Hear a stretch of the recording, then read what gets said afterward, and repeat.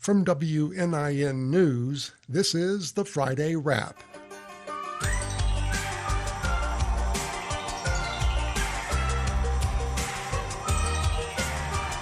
I'm John Gibson. On today's show, we welcome Sarah Lesh of the Evansville Courier and Press to discuss a dispute over a new city council member. We'll listen back to my report on next year's EVSC school calendar. Our Jevin Redmond joins us for the sports chat, and we'll run down the weekend notebook. The Friday Wrap is next on WNIN FM with support from Indiana Public Broadcasting stations following the news from NPR.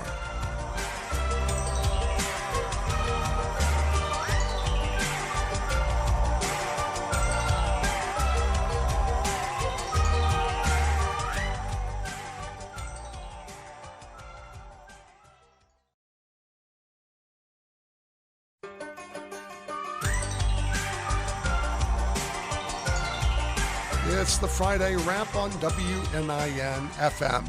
I'm John Gibson. Thank you for joining us on this Friday. Well, in the election last week, yes, it was just last week, Evansville City Councilman Alex Burton won an uncontested race for a seat in the Indiana House of Representatives. After the election, local Democrats caucused to choose a new city council member to fill Burton's seat. The precinct committee members chose Tanisha Carruthers, but Carruthers is facing questions about her eligibility. Joining me now is Sarah Lesh, who covers local government for the Evansville Courier and Press. Sarah, thanks for joining us again. Thank you for having me. Always good to have you. Well, let's go back to last weekend when this caucus took place. Who was challenging Carruthers in that Democratic caucus? So Angie Bullock, who is a local realtor and has been an advocate for the Fourth Ward in a few city council issues that have come up this year. She challenged Tanisha. She was the one other candidate, so the precinct committee had two to choose from in this race, right. And she is also the one filing the challenge specifically against Carruthers with the local board. There you go. Now you mentioned the Fourth Ward. This is an area that covers a lot of downtown and inner city areas. But what does Bullock say is the issue with Carruthers' eligibility?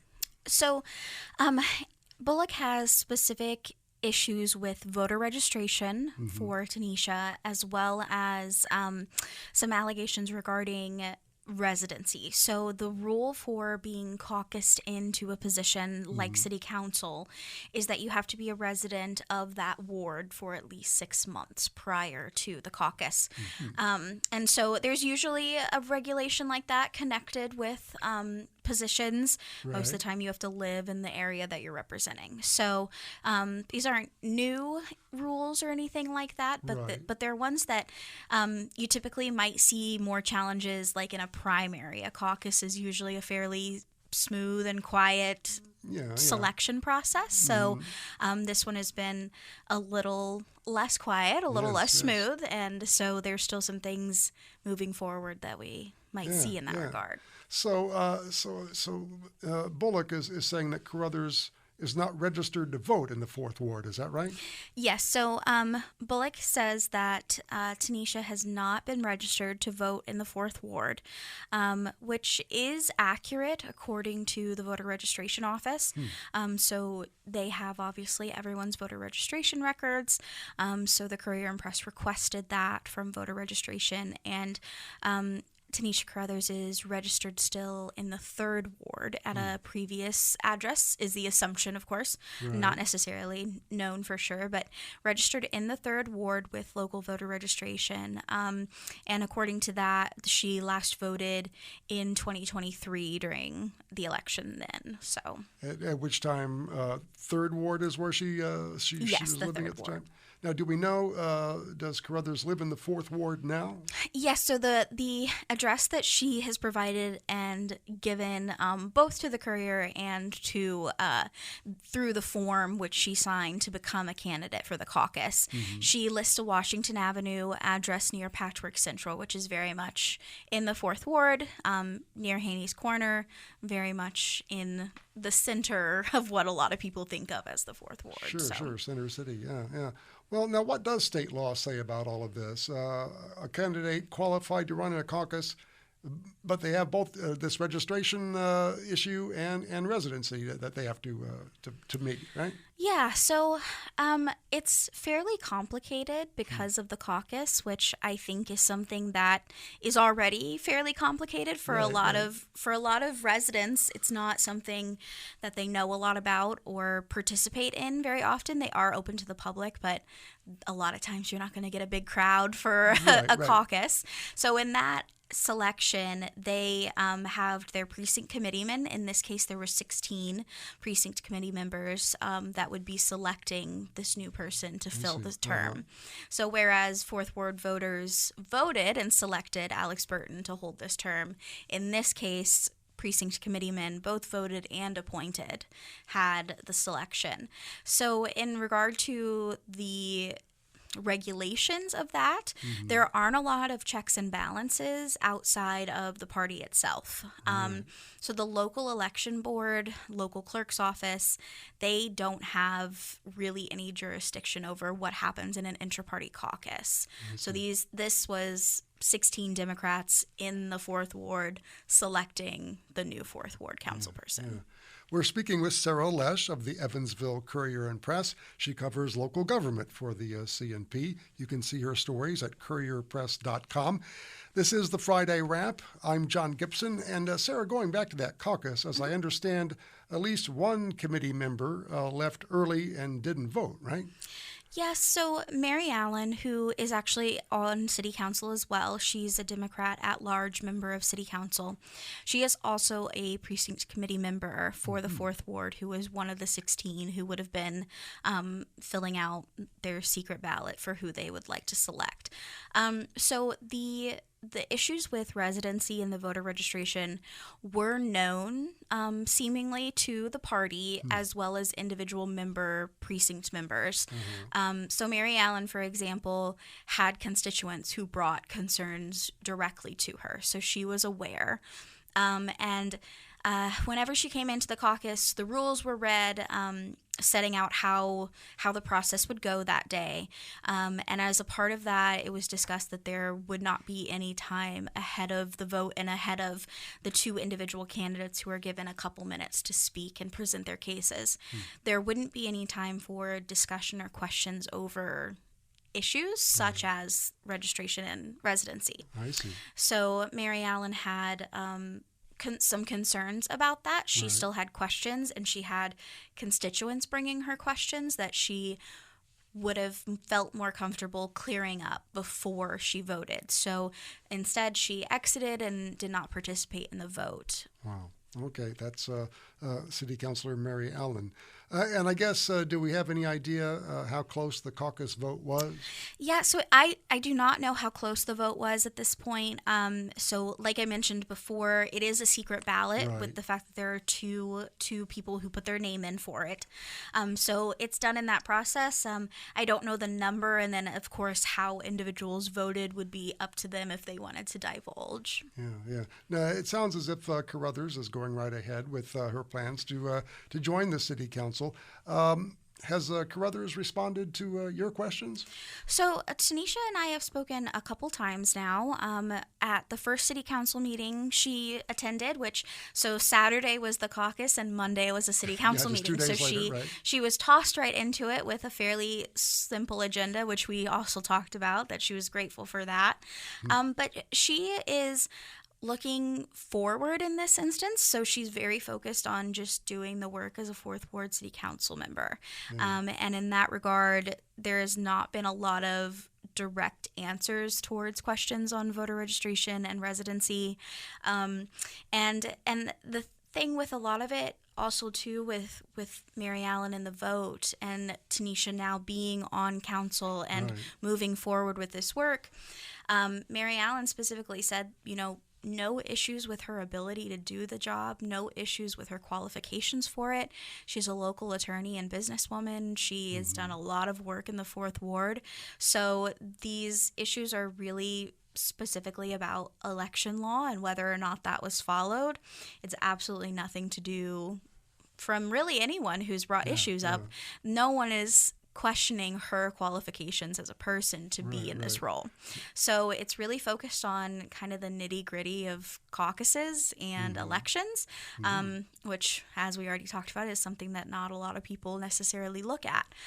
So her focus is on starting some listening sessions with individuals, and unless, which I know we'll talk about it in a few, but unless some major challenge comes in a different form, she'll be the city councilor in this position going forward. Now, has the local Democratic chair, Cheryl Schultz, answered any questions about all this? So Cheryl was also vague and ignored a few questions that were asked of her, including provide a public document to the Courier and Press. Which you eventually got at the county clerk's office, right? Yes, correct. Yeah. So it's been pretty much just a statement that she feels the Democratic Party followed the law and the work that they did. The Courier and Press asked specifically about, what is the process that the Democrats have in place to check things like voter registration and make sure that that is in order for a candidate in the caucus. That was not answered. The Courier and Press did ask to clarify if that was all that Schultz was going to answer and provide, and we were told that, yes, that was going to be the statement. So not a lot of answers there, which I know is probably disappointing to residents in that ward. And I do think, again, it's also hard with no one questioning whether Carruthers can do the job. It's really these specific questions that people are looking to have answers to. Yeah. Now, as we speak, the Vandenberg County Election Board is meeting. That's why Tim Jagalo's not with us today. I'm sure you've got somebody covering it as well. So is this issue something that would come before the election board, or do they have any jurisdiction in such an issue? Sure. So Angie Bullock, again, the one who ran against Tanisha in the caucus, did file the official challenge against her for residency and voter registration concerns. The issue there is that the local, as in Vandenberg County's election board, has no jurisdiction over the acts done within the caucus. So it's intra-party. So again, all within the Democratic Party, the selection was made. And so I confirmed with the Indiana Election Commission at the state level that locally there's no real oversight of that. And so the challenge has been filed, but it will not be heard. Was not heard today, I imagine, or is currently not being heard locally at all. We're speaking with Sarah Lesh of the Evansville Courier and Press. You can find her stories on this and other items as well at courierpress.com. So, Sarah, do we know, is legal action a possibility here? Yeah, so in this case, again, with reaching out to the state, the Courier and Press spoke with an attorney with the Indiana Election Commission who sort of explained that it isn't possible for the local board to do anything. A challenge like that, again, can be filed, but specifically we were told that the form does not apply to caucuses. So it applies to someone who wants to be in a primary or something like that, but not a caucus. And so the state said the only way that an action could be taken in this instance would be for a lawsuit to be filed. And so, again, that would be quite a process for something like this, and for something, again, like a caucus, for it being the only way that they could be challenged. We reached out to Bullock, about what, if that's a possibility, if this is something that she wants to pursue to that level. At this point, it hasn't been explicitly clear one way or another whether or not she would like to, but she is saying that she has people within her ward who are asking her to continue to pursue it. So it'll be something that we obviously keep an eye on. We all know legal processes aren't short, so who knows how quickly something like this would even come about, and then Yeah, those wheels tend to move pretty slowly, don't they? Yes. So again, Carruthers is in the seat. She's been caucused in, so she is doing the job. She's already on the council, right? Yes. So if something like that were to happen, it would be while she's actively doing her job in that position. Yes, so. Indeed. All right. Well, Sarah, anything else to add that we haven't touched on here? I think the only thing is we kind of mentioned the form that they had to fill out, but to help clarify a little bit what that was. A little more on that, yeah. Yeah, so candidates who participate in a caucus have to fill out a state form in which they certify and then have notarized that they live in the ward that they want to represent, so in this instance the 4th ward, and that they are registered to vote in the 4th ward. So on her voter registration, Tanisha Carruthers did list that she's registered to vote in the 4th ward, signed that, and had it certified. And so with voter registration saying that that's not accurate, that's also something that Bullock is still concerned about and looking at and raising as an issue. And with that, it's the form that you mentioned that the Courier ended up getting from the clerk's office. Right. When we talked about the Democratic Party response, the Courier and Press requested to have both the form for Bullock and Carruthers as both candidates sent, provided to us, and that was not. So they technically, again, don't have to provide it to the county because it's an inter-party caucus, but they have to fill out a separate state form that lists who they selected in the caucus, and that form was attached to it. So the Courier and Press got it really through a workaround because the party did not provide it to us. Did not want to provide it, yeah. So are there any consequences for misrepresenting the district that you vote in? So there are some things regarding, filling out a state form and signing and certifying that. I don't know if that really will come into play in this instance, so it's still something that we're looking at. And I know that Bullock has mentioned a few things about that being one of the major issues for her, is that form specifically. So again, kind of with the lawsuit being an unknown, there are a few others as it goes forward potentially into something more that Bullock wants to pursue. Right. Well, as you say, we'll just have to keep an eye on all of it. Yes, yeah. Indeed. That is Sarah Lesh of the Evansville Courier and Press.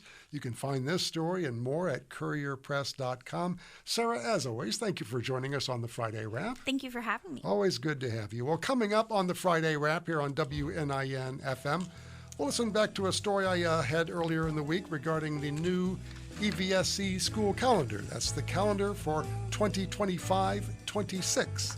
We'll take a look at that coming up on the Friday Wrap on WNIN FM.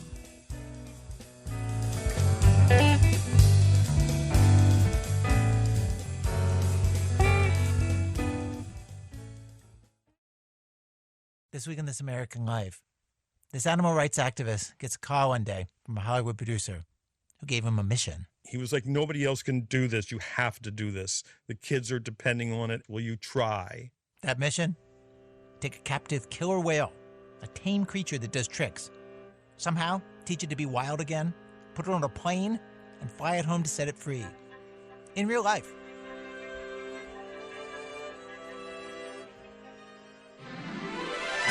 I'm Roger Collia, music director of the Evansville Philharmonic. On the debut episode of our Inside the Music podcast, my co-host Bill Heminger and I share highlights from our 2024 opening night concert and some thoughts on the experience of attending a live performance, and what's ahead as we enter the 90th anniversary season of our Evansville Philharmonic. The first episode of Inside the Music is available now at WNIN.org.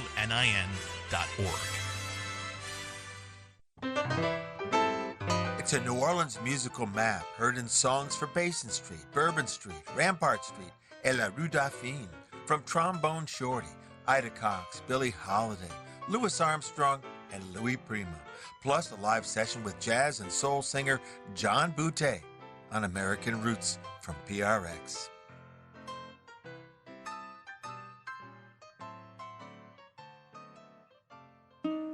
Lisa Vaughn co-founded Feed Evansville in 2020 to get food to families when schools shut down at the start of the pandemic. Almost immediately, it became clear that the need was significant and far-reaching. I'm Peggy Perro, and on the latest episode of Food From Here, we learn how Feed Evansville continues its work bringing food to the people. Sponsored by Swerka and more, enhancing the opportunities for independent living and a better quality of life for seniors in our community. Support for WNIN comes from listeners like you and from The Evansville Bar Association, elevating the legal profession in Evansville since 1911. More at evvbar.org. The EBA wishes all WNIN listeners and their families a safe and happy holiday season.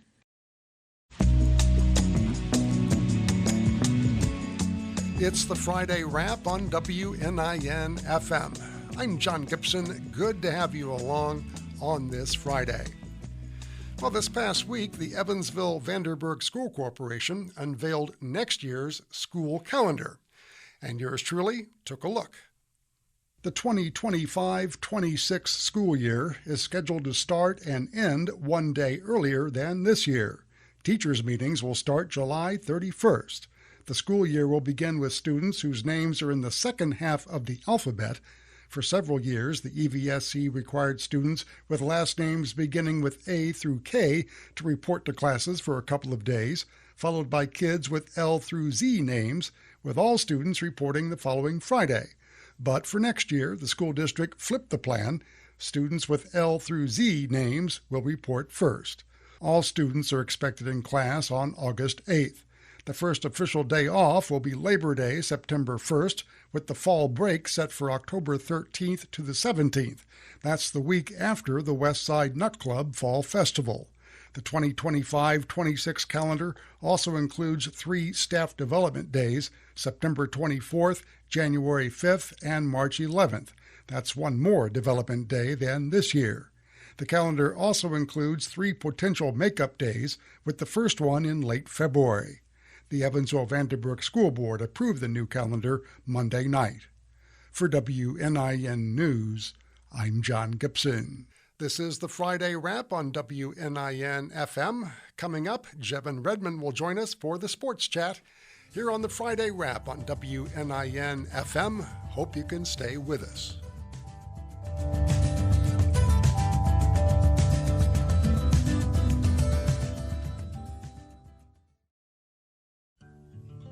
On All Things Considered, the world is brought to your car radio, smart speaker, and mobile phone. Hi, I'm Kenton McDonald, your local All Things Considered host on 88.3 WNIN. As we spend our afternoons together, enjoy local news, statewide news from Indiana Public Broadcasting, and national and international news from NPR. Join me Monday through Friday, 3 to 7, and thanks for your support. On the next Radio Lab, I can't sleep. I'm not totally sure why I'm awake. we stay up all night It's 1:41 in the morning. I can hear the clock ticking. connecting with you through our insomnia hotline. Even though I'm tired, I just want to stay up just because all of the other hours were for somebody else. That's on the next Radio Lab. I would very much love to fall asleep. WNIN listeners are civic leaders serving on nonprofit boards and committees, and they're engaged in the community. Hi, I'm Laura Porter, WNIN's Underwriting Account Executive. Learn how your message can reach that valuable audience. Visit WNIN.org, click on the Support tab, and then select Corporate Support. Or email me at lporter@wnin.org. I'm Roger Collia, music director of the Evansville Philharmonic. On the debut episode of our Inside the Music podcast, my co-host Bill Heminger and I share highlights from our 2024 opening night concert and some thoughts on the experience of attending a live performance, and what's ahead as we enter the 90th anniversary season of our Evansville Philharmonic. The first episode of Inside the Music is available now at WNIN.org.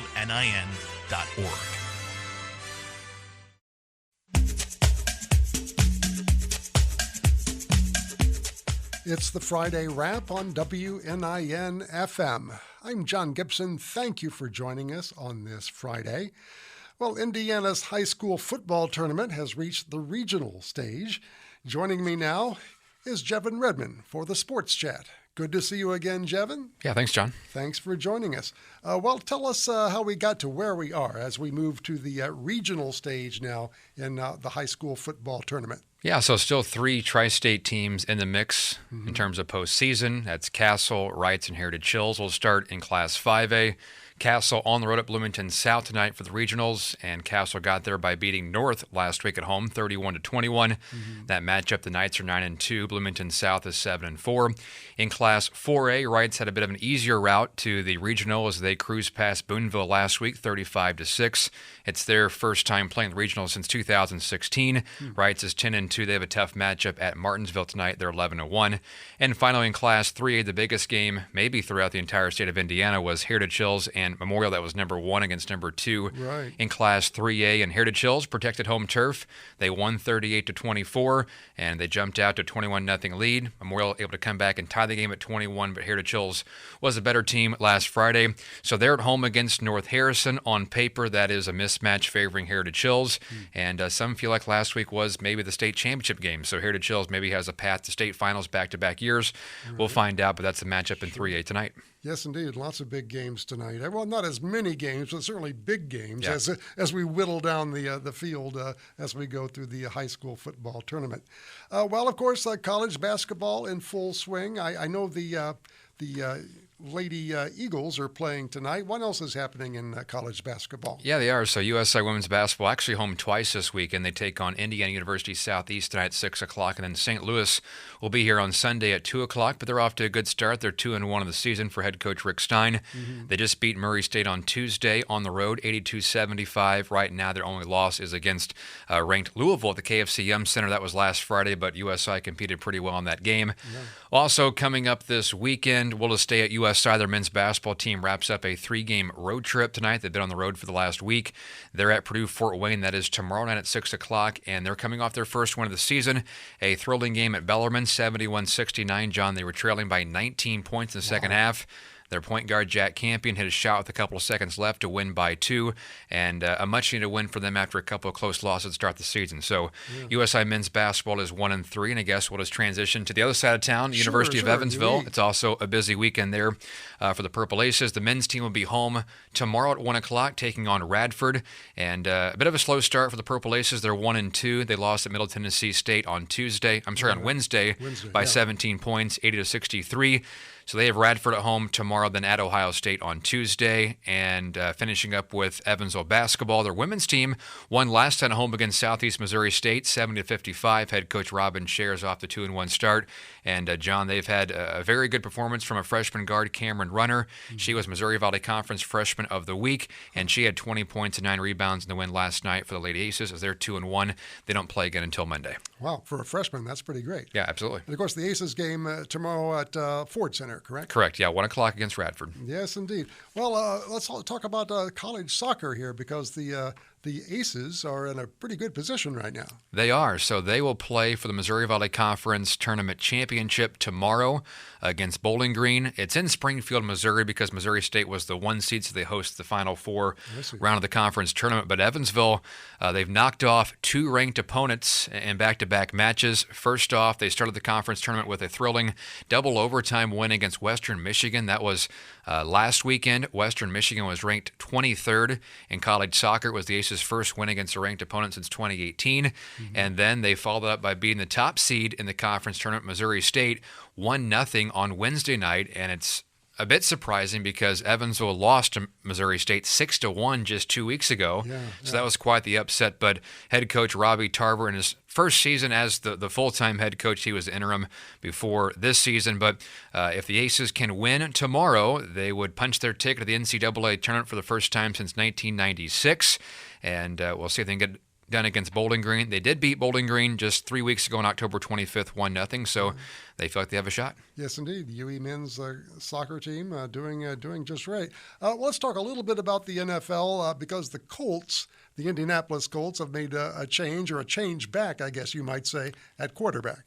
Yeah, back and forth. You get a bit dizzy following all the changes. They've switched back and forth with quarterbacks. But Anthony Richardson, who was their top draft pick coming into this year, was benched for a couple of weeks for veteran quarterback Joe Flacco. And the Colts have been caught in limbo because they feel like they have a playoff roster. But who is their quarterback? Do you go with the young guy or the veteran? And Anthony Richardson back in the starting lineup. They'll be in New York on Sunday against the Jets. That is a 12 noon kickoff. And the Colts, despite losing 3 games in a row, they sit at 4-6, but they're just a game out of a playoff spot behind Denver.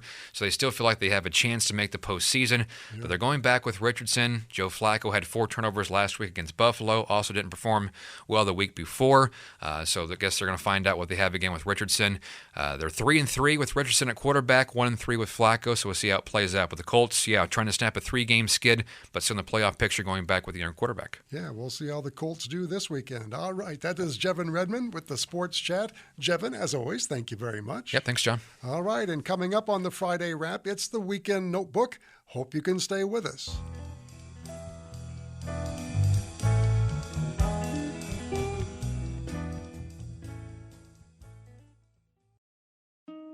Lisa Vaughn co-founded Feed Evansville in 2020 to get food to families when schools shut down at the start of the pandemic.